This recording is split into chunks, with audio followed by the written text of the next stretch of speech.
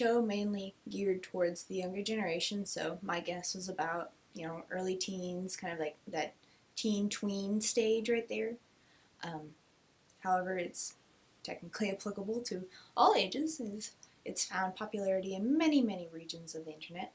It's about two high schoolers trying to overcome your general high school trials of life, while also trying to save Paris from being overtaken by some evil villain guy. And it turns out that they actually know each other in real life.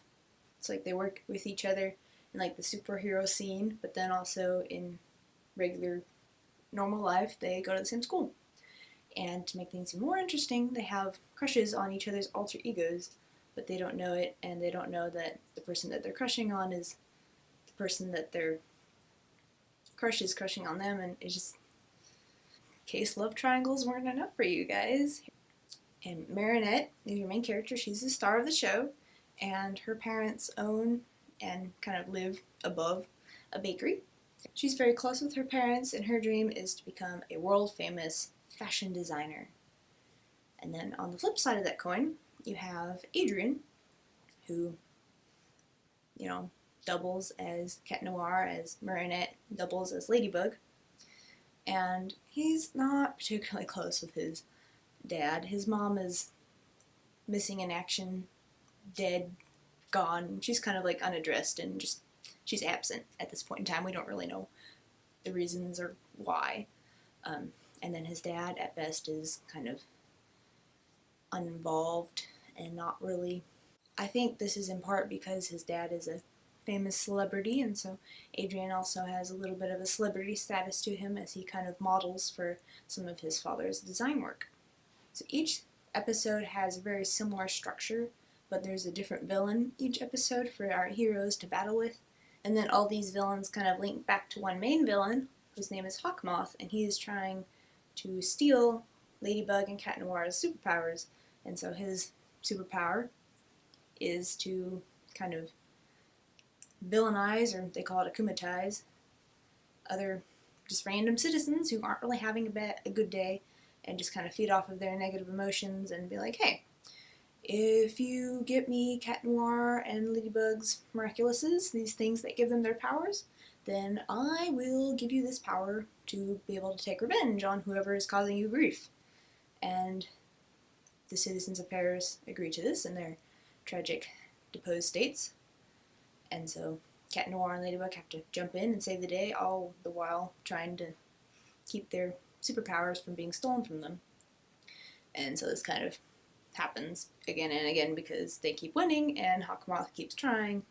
It's a little bit repetitive, but the villains and the situations that they're in are different enough so it doesn't really get boring, which is good. Thankfully, towards the end of the season, the plot starts to kind of pick up finally, and you get introduction of some important new characters, and also kind of backgrounds of how Ladybug and Cat Noir got their powers, and that kind of leads into things that are happening and finding out stuff. And then the series ends, so you could kind of say that the ending is a little bit of a cliffhanger, because just as when it was starting to get good, just like, oh, next season, guys, which, by the way, is going to come out soon, I hope. I mentioned before that this show is kind of aimed at a younger adolescent audience, and so that being said, it's pretty clean. There's not really anything that I would put any red flags on. There are some selfish people and just people who hurt other people's feelings, but unfortunately that's nothing that you don't see in real life. The theme song for Miraculous is very catchy. In fact, I dare you not to get it stuck in your head for a week. It's practically impossible. And the animation is mostly done by CGI, so it has kind of like a 3D effect, and it's very bright and colorful and actiony, and it looks pretty smooth, so that's nice. One thing that bugged me just a bit were the reused animation sequences, like when the characters were transforming every episode, you got to see, sometimes even twice, them do their little activate powers and then, transform and stuff. It's not necessarily a bad thing, it's just kind of gets a little bit repetitive.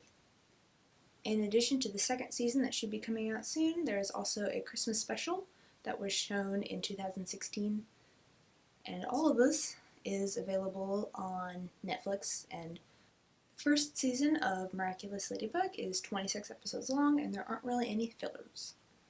If I were to rate this show, I would give it a 4 out of 5 stars, so it has my stamp of approval on it. If you are interested in watching it, I would definitely recommend it to you. I think it's kind of funny. There's a bunch of puns in there, but I mean, what do you expect from like a superhero thing? And that's pretty much all I have for you today, so I will see you guys next time.